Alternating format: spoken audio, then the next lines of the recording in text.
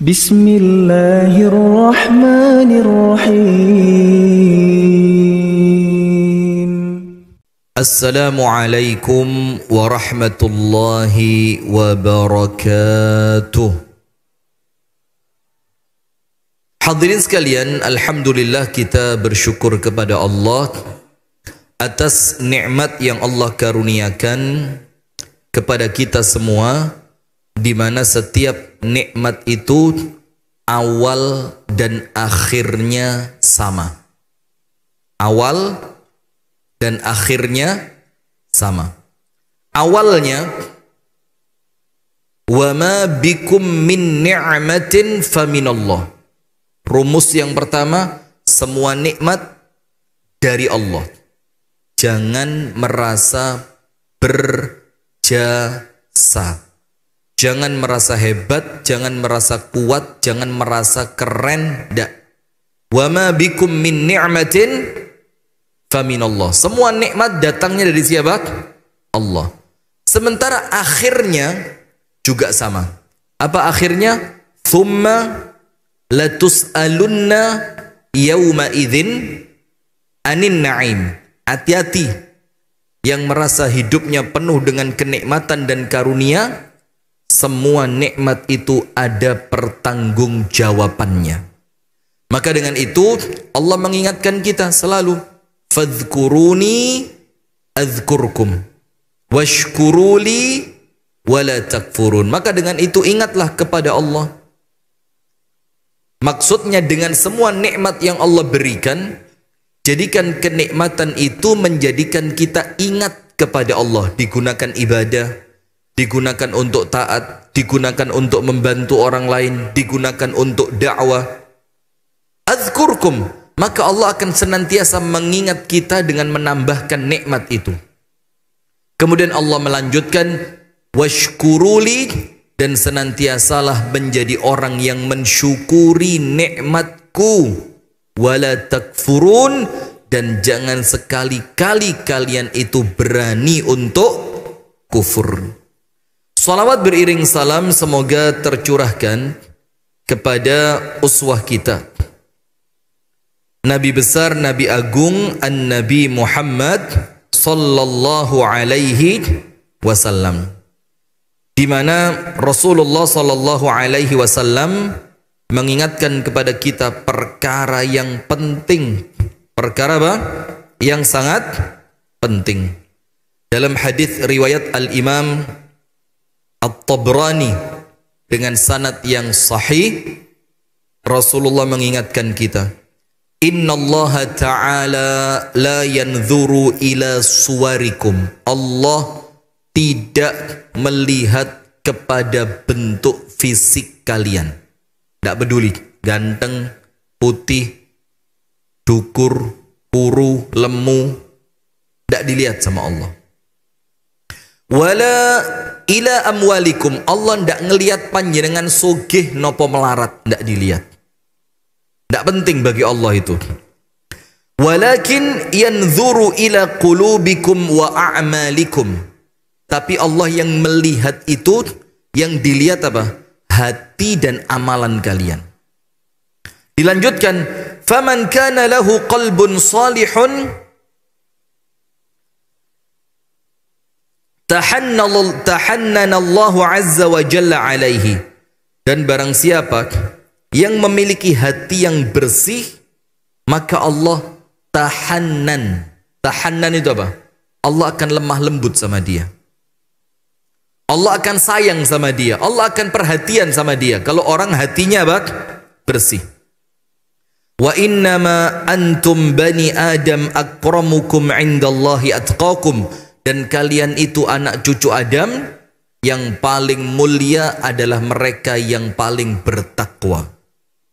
Nah, maka dari sini kita mau mendengarkan ada 3 nasihat para salaf. Ada berapa? Ada 3 nasihat dari para salaf. Yang nasihat ini tatadawal ma bainal ulama'i ilal ulama'i ma bainal ummati ilal ummati hatta waqtina al-an. Itu disebutkan dalam kitab-kitab para salaf. Nasihat ini nasihat yang senantiasa pindah dari satu ulama ke ulama yang lain, dari satu orang soleh ke orang soleh yang lain, dari satu umat ke umat yang lain, sampai nasihat itu datang kepada kita saat ini. Dan ini pun nasihat yang dituliskan oleh Al-Imam Ibnul Qayyim Al-Jauziyah. Dan beliau dapat ini bukan dari omongan beliau. Saya mengatakan ini bukan omongan saya, karena hati-hati, termasuk di antara ranah amanah ilmiah, itu tidak boleh menukil ucapan orang tanpa menyebutkan sumbernya. Itu amanah, tidak boleh. Menurut hemat saya. Anda itu siapa? Hukum ini menurut saya, loh sampean sopo?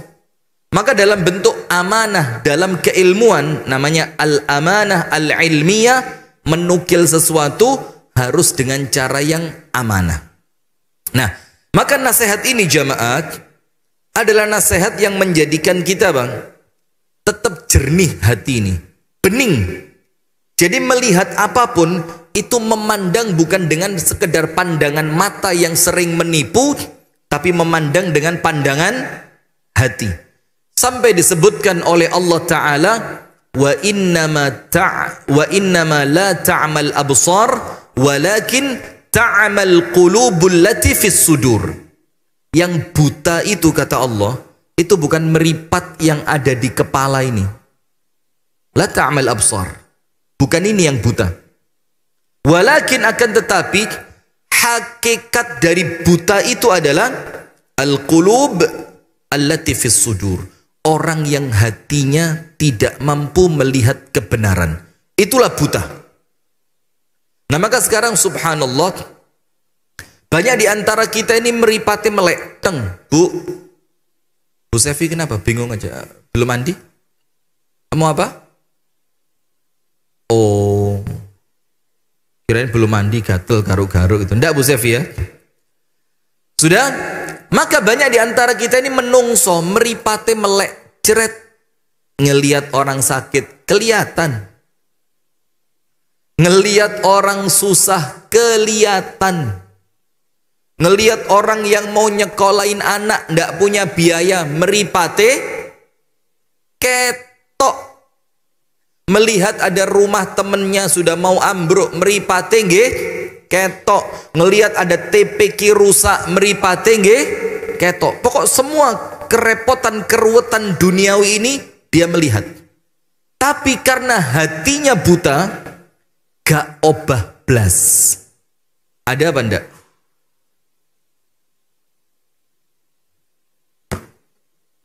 Biar dramatis itu loh. Banyak gitu loh. Kalau ditanya model begitu sih ngelegak nih. Ada apa enggak? Ya enggak usah banyak, ada gitulah, ada ya. Kalau banyak kok koyok nyindir awake dhewe ya. Nah, maka itulah hakikat bagaimana kita njogo. Bagaimana hati ini tetap jernih dikala dunia ini sudah mulai keruh. Orang memandang dunia itu didelok sugih opo melarati. Coba. Memandang orang lain dilihat apa? Wong iki manfaat opo ra gayaku. Ketika mau bantu orang, feedbacknya buat saya apa? Wong iki lek tak ewangi iso ngei opo nang aku. Jadi ketika dunia itu sudah mulai keruh jamaah, semua orang itu memandang dunia tidak bisa tembus ke akhirat, maka kita kepingin hati ini tetap kejogo. Hati ini tetap apa? Terjaga. Nah, maka ada 3 nasihat penting dari para ulama salaf. Nomor 1. Tulis Pak Alek. Sing akeh tak delok. Woi, 5.000. Kelihatan kene terawang kok. 5.000 kan? Meripat. Yang lihat bukan ini Pak Alek, ini loh. Ini ketok. Meripatnya jenenge ketutupan, Mang, tapi hati ini ngomong, "Mangewu." Alhamdulillah. Sudah, kita lanjut. Kalau ibu-ibu enak. Ibu-ibu tutupi jilbab bisa ketok, wis. Yang lanang tutupi apa? Kadang-kadang perwekes-prekes ngene sik ketok bojoke. Sudah, ada 3 nasihat dari kalangan para salaf. Yang insya Allah Dengan nasihat ini menjadikan hati kita tidak terpengaruh dengan kotornya dunia. Antum subhanallah jamaah, kalau ngelihat politikus, aduh, ra kenek diwasne blas. Sing enek apa? Sumpek. Ngomongnya apa, tindakannya bagaimana? Janjinya apa, eksekusinya seperti apa? Ketika rapat ketok koyok kereng-kerengo, kamera dimatikan, guyu bareng-bareng. Antum tahu tayangan televisi yang debat-debat itu? Itu jamaah, itu hanya cari rating, cari penonton, cari viewer. Sampai sekarang kalau debat itu sampai nggak wayang bareng. Lihat debat yang terakhir. Lihat ada debat terakhir. Ada salah satu debater itu bawa wayang untuk menghina lawan debatnya. Itu bukan lagi debat, itu atraksi biar tayangan televisinya naik. Nah, di kalangan masyarakat yang sudah mulai gimmick, gak ngerti gimmick. Gimmick itu antara asli sama penampakannya beda. Kita kepingin hati ya opo carane tetap waras, tetap bening, tetap jernih. Nah, sekarang panjenengan tulis nomor 1.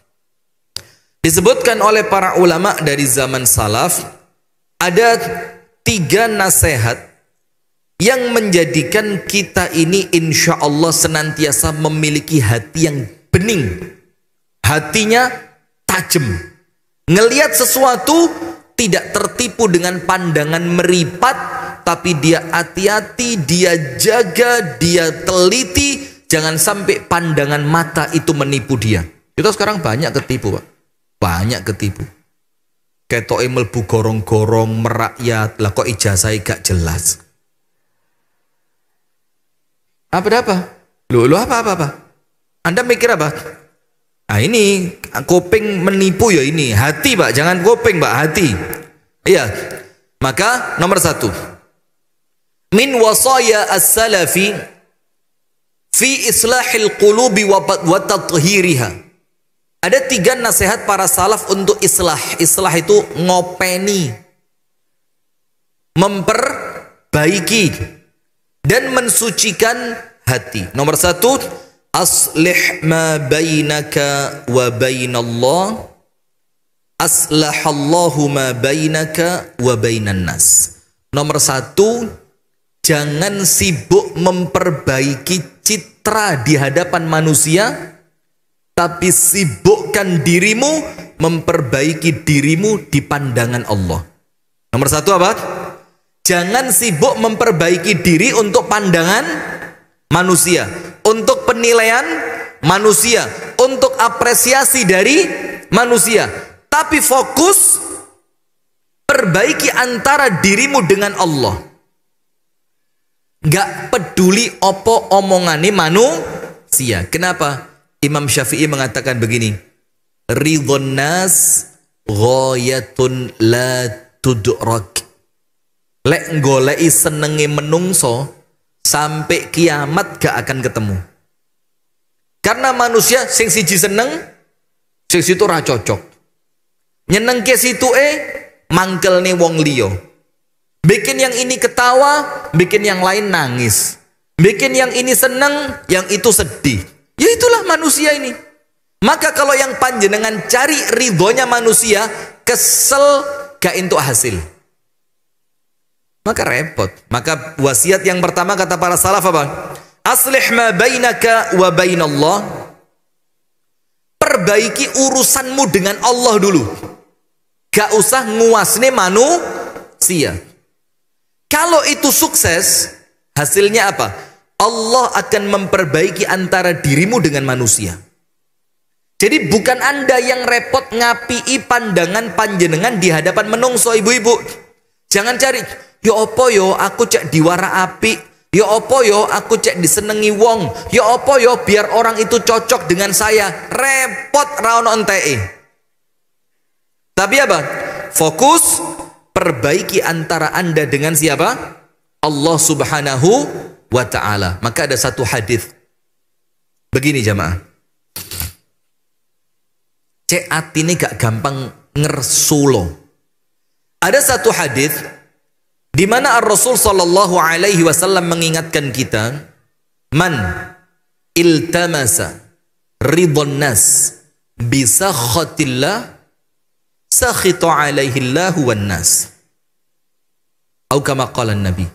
Barang siapa mencari keridhaan manusia, golek senengi menungso, golek cek disenengi menungso, biar dipuji manusia, disenengi manusia, dihebat-hebatkan oleh manusia, dielu-elukan oleh manusia, tapi dengan cara yang dimurkai oleh Allah, apa yang terjadi? Allah murka dan manusia pun murka kepadanya. Coba, golek senengi menungso, tapi caranya menjadikan Allah murka. Contoh, antum tidak tahu, tapi insya Allah tahulah cerita madu yang oleh Nabi Muhammad diharamkan. Tidak ngerti, tidak ngerti, tidak tahu mau coba tafsir yang ini. Surah At-Tahrim. Kita ganti tema aja ya, ganti materi ya. Masya Allah. Jadi ceritanya kurang lebih secara singkat begini.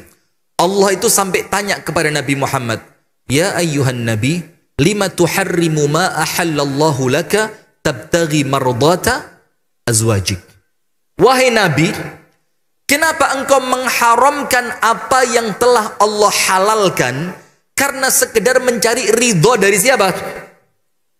Sebagian dari istrimu. Tahu kan? Jadi ada sebagian istri Nabi kompakan. Nanti kalau Nabi pulang ngomong, ya Nabi tumben bau mulutnya ndak enak.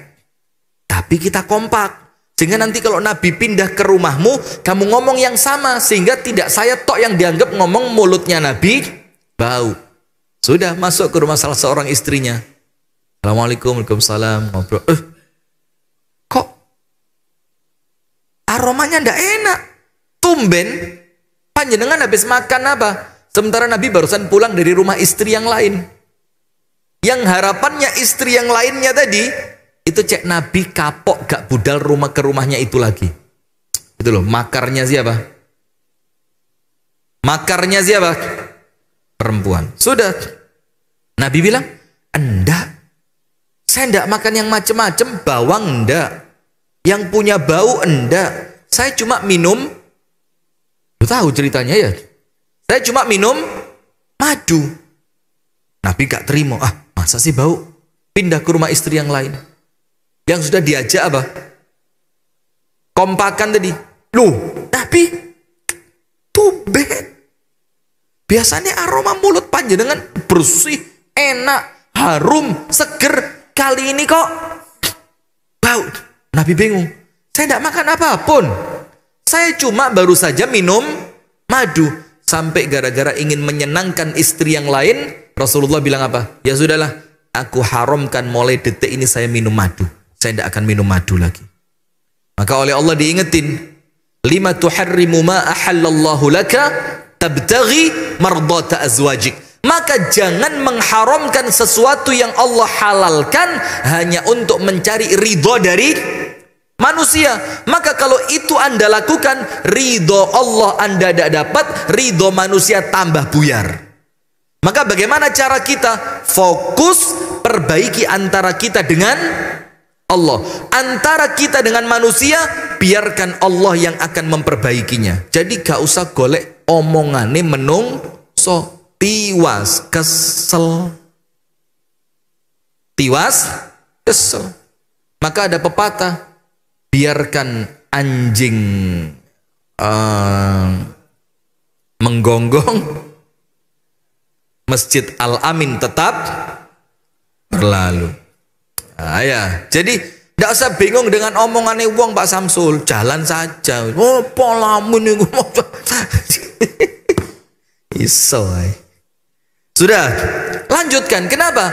Karena kalau yang kita cari ridhonya manusia, Allah murka. Karena itu ciri orang yang tidak ikhlas. Anda tahu dalam Al-Quran, Innama nut'imukum liwajhillahi la nuridu minkum jazaa'an wala syukura. Sesungguhnya kami ini melakukan kebaikan.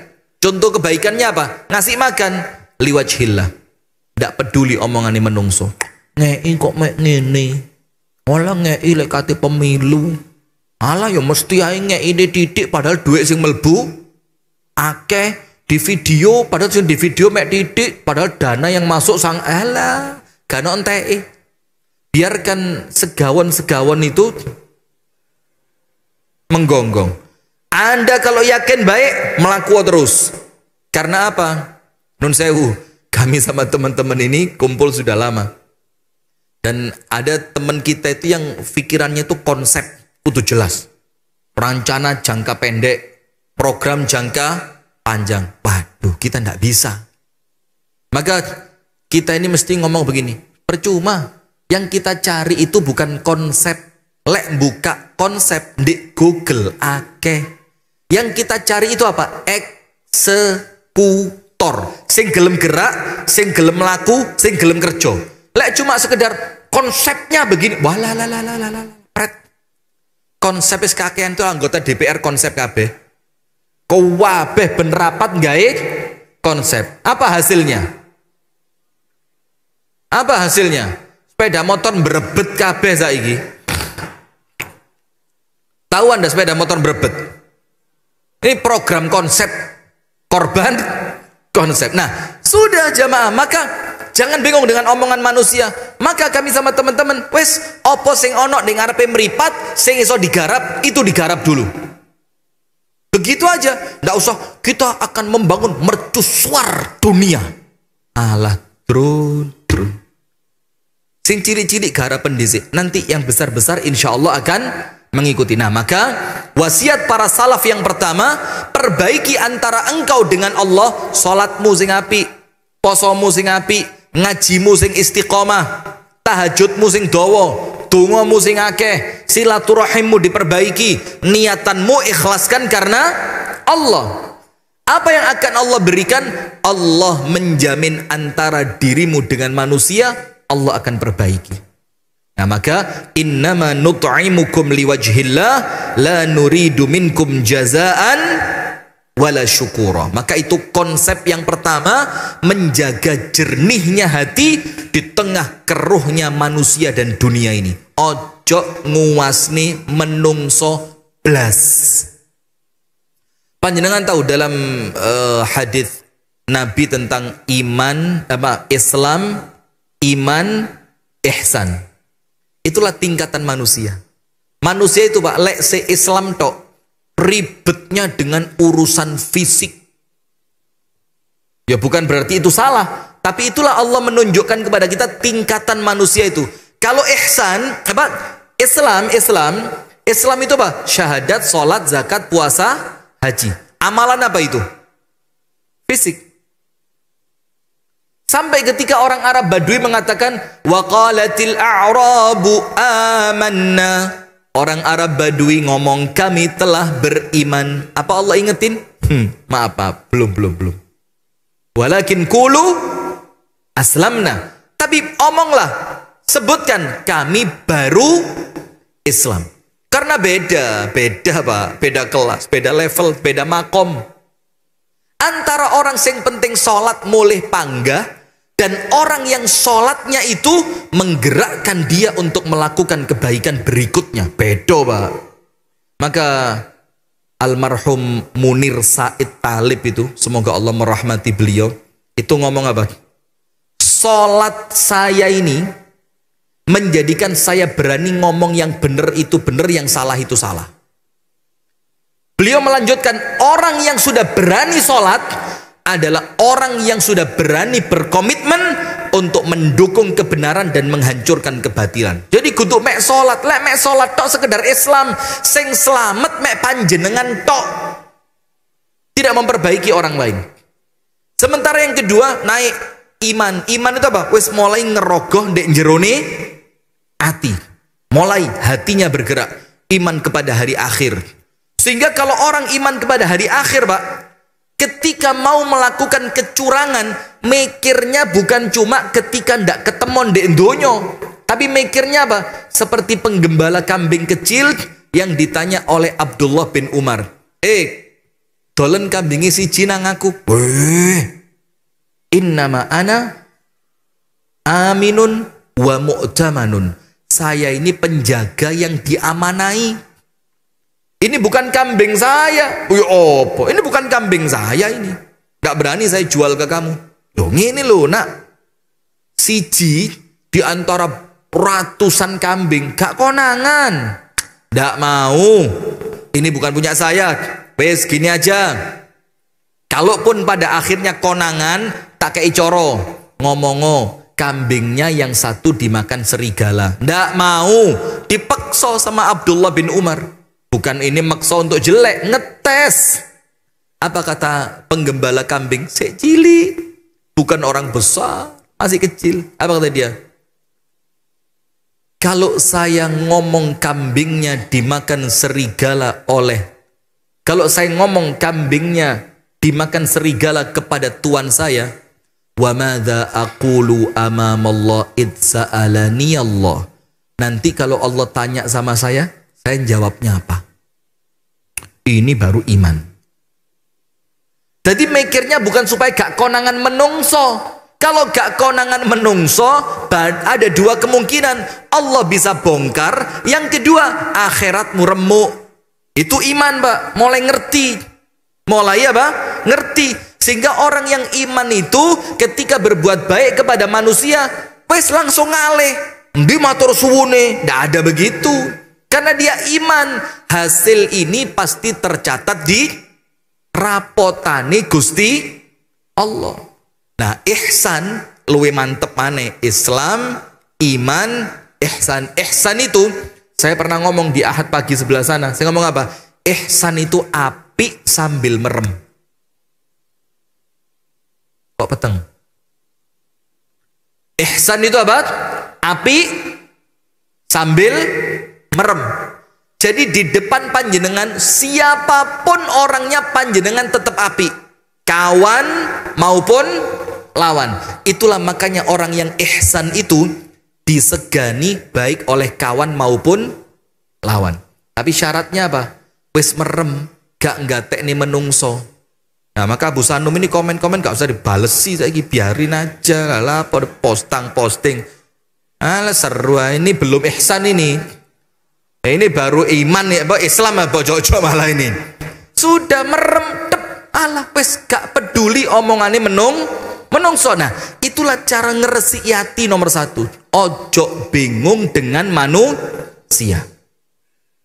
Sekarang yang kedua, nomor satu apa tadi? Perbaiki antara kita dengan Allah. Perbaiki apanya Pak? Ibadahnya, kedekatannya, intensitasnya, kekhusyuannya. Maka antara kita dengan manusia, Allah sing ngresi'i, Allah sing dandani, Allah sing ngatur. Nomor dua, wa aslih sarirataka aslahallah ala niyatak. Perbaiki batinmu, Allah perbaiki zahirmu. Jadi tidak usah bingung, cek kelambian apa yo sing apik yo. Kopi ae sing apik kelir apa? Ah kegedean iki rapi. Buweng ngurusi zahir. Ngoco sampai kacanya itu seukuran tinggi badan. Mulai pucuke rambut sampai pucuke sikil. Tapi dia tertipu, dia perbaiki zahirnya, ternyata batin yang itu justru dipandang oleh Allah, dia lalai di situ. Saya punya satu kenalan. Jane yo wakeh, tapi yang saya kenal satu. Ada Al-Ustadz, ya mudah-mudahan Allah menjaga beliau ya dari semua keburukan dan semoga Allah jaga keikhlasan beliau. Wis ndak tersebut jenenge wis. Beliau itu Pak, ketemu siapapun, acara apapun gak tahu milih kelambi. Yus pokok baju mana yang beliau pakai, itulah yang digunakan untuk nemui. Lek pas tamune wong melarat yo klambine iku, lek moro-moro teko wong sugih yo panggahiku. Karena kalau dia ganti baju, seakan-akan orang melarat gak pantas ditemoni nggih klambi sing apik itu. Maka lek wong melarat klambine opo anane, lek wong sugih ganti klambi. Subhanallah. Datang ke rumah beliau, mau turun dari angkutan umum atau turun dari mobil Alphard, suguhane podo. Kita kalau sentuh wong sugih, apa wengung, sak kulkase ditokne pisan. Nyoh Pak, juga dhewe. Kalau yang datang wong melarat, alah banyu tawa wis seneng. Cok kenemenen. Padahal wong sugih datang ke rumah panjenengan, suguhane panjenengan itu diguyu. Alah mek ngene tok ae. Di omah ya wis gelek. Tapi lek nyenengke wong melarat Pak, itu ndek jerone ati luwe lega. Wah, bangga panjenengan, bukan untuk sombong, tapi apa? Karena hatinya dia kerasa diregani banget. Ada satu orang di Pare ini. Ya suwe sudah lama banget. Itu kalau mertamu ke rumahnya orang Pare, wis gak sepiro direken, gara-gara dianggap rodok melungker titik. Memang rodok ajaib orangnya. Tapi ya ndak apa-apa, manusia kan. Makhluknya Allah Ta'ala, dia juga hamba Allah. Jadi ketemu nih wong Pare itu cuma kalau manten, kalau takziah. Manten pun jarang diundang. Jadi yang paling sering waktu takziah. Waktu takziah ketemu saya di rumah salah satu orang di sini, Pare sini. Saya tidak ngerti, soalnya saya tidak paham mana batas Pare, Badas, Kencong itu saya tidak ngerti. Pokoknya seputaran sini lah. Sudah ketemu saya. Waktu itu saya ceramah di kuburan. Bukan di dalam kuburan. Oh, nanti terkenal saya ya. Waktu ada orang meninggal, saya memberi apa? Tausiah. Setelah selesai pulang melaku bareng, mulai kenalan. Ente tinggal di ini Ustaz. Gini. Oh, keteroi kian ambe ente. Oh iya, ahlan wa sahlan segala macam. Izin. Oleh ke anak tulin nang omah ente. Tak bilang loh. Lah apa gak oleh? Datang ke rumah saya. Bismillah. Datang, Mbak. Disuguhi pas umi saya bikin kolok. Kolok. Ada nangkanya, ada singkongnya, bukan singkong wakaf loh ya, jangan loh ya, itu turun dipanen itu. Ada nangka, singkong, kacang hijau, satu lagi pisang, kasih santan, juruh, ngasih juruhnya begini, Masya Allah. Itu baru masuk rumah, saya keluarin, Masya Allah Pak. Lek ngomong Pak ngelegak nih hati. Ya Allah Ustaz, yo iki aku kroso tamu temenan Ustaz. Aku di omai wong kadang-kadang ketok-ketok didelok tuh kok jero aku ditutup maneh omai Ustaz.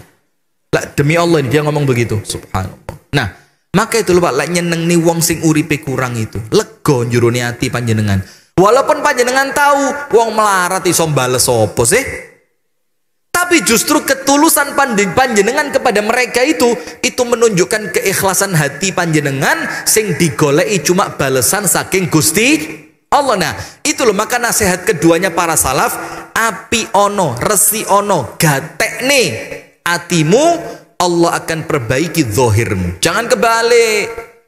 Fisiknya ditandani. Suntik vitamin, cuci muka, skin apa Bu? Pakai etanol. Lah ngawur maneh, kobong sirah panjenengan etanol. Lihat. Diresi skincare, lipstick. Masya Allah. Alis itu. Idepe melungker. Tapi atine rusak, percuma. Karena bukan itu yang menjadikan panjenengan masuk surga. Wong owelek mlebu surga akeh. Tapi atine api. Tahu Abdullah ibnu Mas'ud radhiyallahu anhu itu bukan dalam rangka menjelekkan ya. Ini sekedar nyerita nih bahwa ati itu nomor siji. Abdullah ibnu Mas'ud pernah naik pohon. Di bawahnya ada para sahabat dan Nabi Muhammad Shallallahu Alaihi Wasallam sedang duduk. Kemudian para sahabat guyu cekikian, terus melihat ke arah betisnya Abdullah ibnu Mas'ud. Kenapa? Betisnya kecil, bentuk O. Jadi Abdullah bin Mas'ud itu betisnya kecil, kurus, dan bentuknya tidak lurus, tapi apa? O. Terus para sahabat ketawa. Rasulullah bilang apa? Atadhakuna min hadza? Kalian ketawa dari bentuk betisnya Abdullah bin Mas'ud ini. Apa kata Rasulullah? innahu yaumal qiyamati athqal min jabali Uhud.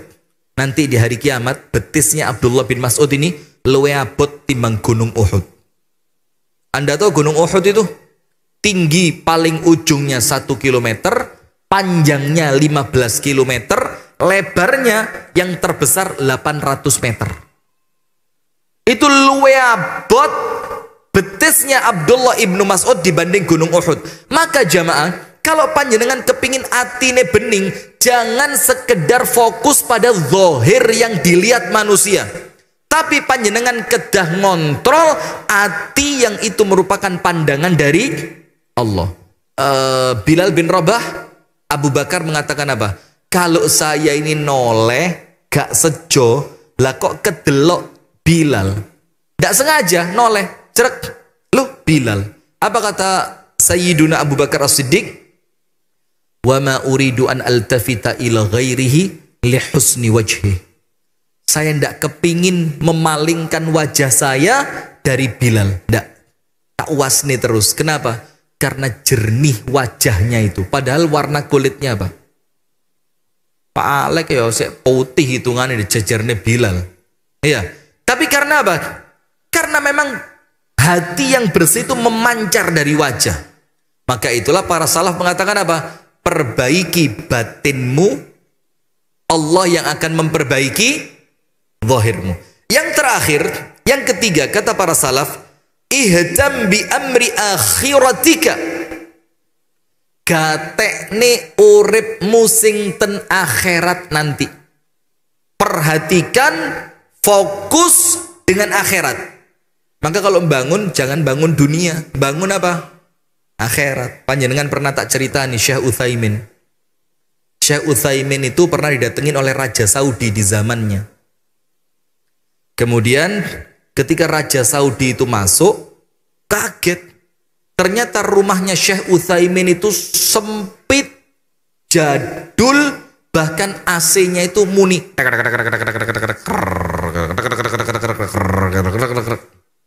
Maka raja waktu itu, kalau saya tidak salah Raja Abdullah, saya lupa, tapi kalau tidak salah Raja Abdullah itu ngomong, ya Syekh, siap-siap kami bangunkan rumah untukmu.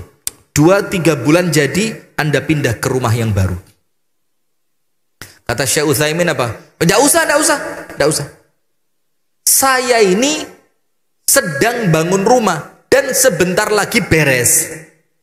Di mana? Disebut satu tempat, yang di tempat itu di daerah itu ada kuburan. Misalkan di Pare ini mana kuburan? Tulungrejo. Saya sedang bangun rumah di Tulungrejo. Kata rajanya, ama kadzibt, kamu tidak bohong? Tidak, saya tidak bohong. Saya sedang bangun rumah di Tulungrejo. Ya sudah, kalau perlu apapun ngomong sama saya kirim. Kata Raja Abdullah tadi. Sudah, selesai, akhirnya raja pulang. Istrinya keluar. Suamiku, kok gak ngomong-ngomong lek bangun omah, ya Allah, bunga hatiku, Masya Allah. Panjenengan kok mboten cerita, ten pundi niku, pengenlah lihat sekali-sekali bangunan rumah kita. Iya, Tulungrejo, kata Syekh Utsaimin. Ayo ke sana yuk. Loh, kata Syekh Utsaimin. Bukannya di Tulungrejo itu kuburan? Loh iya, ada. Nah itu mananya kuburan? Loh ya di kuburannya itu. Ya di kuburannya itu saya bangun rumah. Loh maksudnya apa? Yang saya bangun rumah kelak setelah saya mati untuk urip saklawase. Ini loh Pak. Perhatikan akhiratmu, Allah perbaiki duniamu dan akhiratmu. Nah kalau kita sibuk memperhatikan dunia, yo akhirat kececeran. Bangun omah itu Pak, gak mari-mari. Omah dadi ngecete mari keramike mari genti opo, nanti mari maneh gawe garasi, nanti mari gawe nek kolam iwake, gawe nek kemericike banyu kok rapi, gawe iwak kolam iwak cek nek kemericik, kolame mari tuku iwake mari keracunan mati. Wes ndak ada berhentinya. Kalau panjenengan sibuk membangun dunia, akhirat mesti kacau. Akhirat mesti kacau. Tapi kalau panjenengan fokus membangun akhirat, apa kata ulama salaf? Yakfikallah amra dunyak wa akhiratak. maka Allah akan cukupi dunia dan akhiratmu. Maka ada satu hadis. Ada satu hadis. Yang hadis ini untuk kita yo wapi banget. Tujuannya apa? Mohon maaf ya pemirsa YouTube dan TikTok ya. Faham bahasa Jawa? Tidak paham. Ya Allah. YouTube, coba tulis kolom komentar YouTube. Anda ngerti bahasa Jawa enggak? Atau saya perlu pakai English?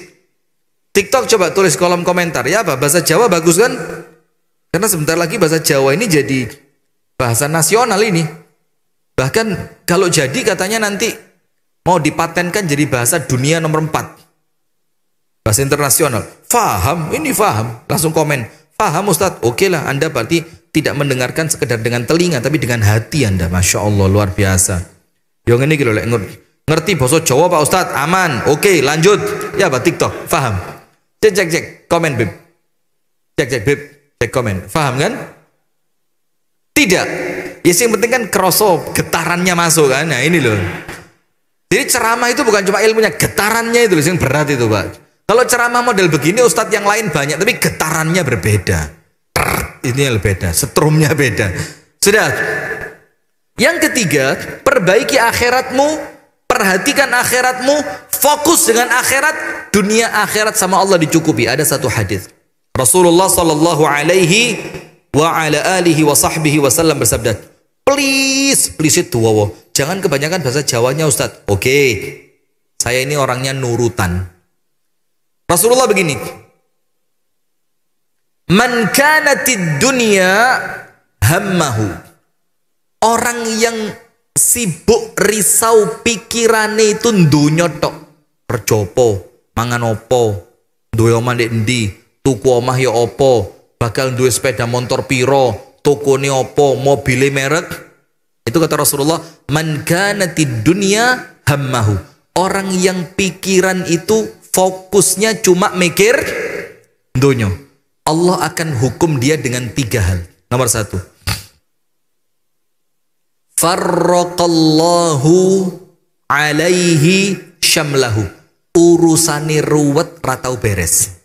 Itu hukuman untuk orang yang tidak pernah memikirkan kecuali dunia. Jadi pikirannya tangi turu wis dunya. Kate budal kerja donya, di tempat kerja donya, mulai donya, kate turun donya, sampai ngimpin donya. Masya Allah. Apa yang terjadi? Nomor 1, urusannya tidak pernah beres. Ngurus sopo air ruwet. Maka muhasabah. Kalau kita ini mengurus apapun ternyata ruwet, jangan-jangan memang kita ini fokusnya apa? Dunia. Nomor 2. Wa ja'ala faqrahu baina 'ainaihi. Allah tempelkan kemiskinan di antara kedua matanya. Masih sugih. Tapi kerosone melarat walaupun kaya. Kenapa? Karena miskin oleh Allah diletakkan di kedua matanya. Berarti miskin itu urusan meripat. Panjenengan wis duwe sesuatu meripate ningali sing ndek ndukure. Wah, wis duwe Alphard. Panjenengan lihat orang lain yang punya jet pribadi. Wah, yo. Ada yang punya jet pribadi, ngelihat yang di atasnya lagi punya bandara. Loh, aku mek pemob, aku mek jet tok kono duwe bandara nih. Mau, yo melarat terus. Nomor 2. Nomor 1, urusannya gak tahu beres. Nomor 2, melarat Allah tempelkan di antara kedua matanya. Nomor 3, walam ya'tihi minad dunya illa ma quddira lahu. Allah tidak akan memberikan kepadanya dunia kecuali yang telah Allah catatkan untuknya. Artinya apa? Dunyone ngepres. Sebaliknya, waman kanatil akhiratu hammahu. Orang yang menjadikan akhirat risau terbesarnya. Jadi tangi turu mikir akhirat, kate budal kerja mikir akhirat. Entuk duit kepikiran akhirat, kate ngetokne duit kepikiran akhirat, kate turu kepikiran akhirat, di omah kepikiran akhirat, sampai ngimpi akhirat. Pokok risau terbesarnya apa? Akhirat. Allah kasih hadiah kepadanya 3 perkara. Nomor 1, ja'alallahu ghinahu fi qalbihi. Allah masukkan kaya ke dalam hatinya. Dan orang kalau yang kaya hatinya Pak, gak bingung dengan bondo. Gak bingung dengan bondo. Gak medit. Gak jadi orang yang begini, senengane nyah nyoh wah weh. Kenapa? Atine wis soge. Nomor 2. Jama'allahu alaihi syamlahu. Allah mudahkan semua urusannya. Ngurus opo ae. Enek sing ngewangi, gampang, beres, sukses. Nomor 3. Wa ya'tihi dunya wa hiya raghimatun. Dunia ini ngetek bebek sama dia. Dalam keadaan dia itu memandang dunia itu hina. Lah pokon melo aku ngalih. Wes diusir donyane pangga melu. Itu kalau orang pikirannya akhirat. Maka wasiat para salaf yang ketiga Bang, perhatikan akhiratmu, gatekne akhiratmu, fokus dengan akhiratmu, maka Allah akan mencukupi dunia dan akhiratmu. Nah, maka 3 ini jamaah menjadikan hati tetap bening jernih dikala manusia di dunia ini sudah mulai keruh dan ruwet. Nomor 1, perbaiki hubungan antara kita dengan Allah. Allah perbaiki antara kita dengan sesama manusia. Urusanmu kalian Gusti Allah api ono, Allah ngapii panjenengan kalian menungso. Beres. Nomor 2, perbaiki batinmu, Allah akan perindah zahirmu. Ngomongnya api, wajahnya baik, perangainya baik, disenangi manusia. Tapi apa? Perbaiki dulu isi hati, sing resik. Jangan sombong, jangan ujub, jangan riak, jangan hasad kepada orang lain. Zahirnya sama Allah diperbaiki. Nomor 3, gatekne akhiratmu, fokuslah dengan akhiratmu, jadikan akhirat pikiran terbesarmu. Allah cukupi dunia dan akhiratmu. Itu jamaah sekalian yang dapat kami sampaikan di pengajian malam hari ini dalam kajian Kantin Bumis. Kajian rutin hari Rabu malam Kamis Masjid Al-Amin Beringin, yang semoga kita bersama oleh Allah diberikan ilmu yang manfaat, dan kita berdoa agar ilmu yang kita terima di malam hari ini Allah jadikan ilmu ini ilmu yang bisa kita amalkan. Allahumma amin ya rabbal alamin. Barakallahu fikum. Kami tutup pengajian di malam hari ini dengan doa kafaratul majlis. Subhanakallahumma wa bihamdika asyhadu an la ilaha illa anta astaghfiruka wa atubu ilaik. Kurang dan lebihnya mohon maaf. Assalamualaikum warahmatullahi wabarakatuh.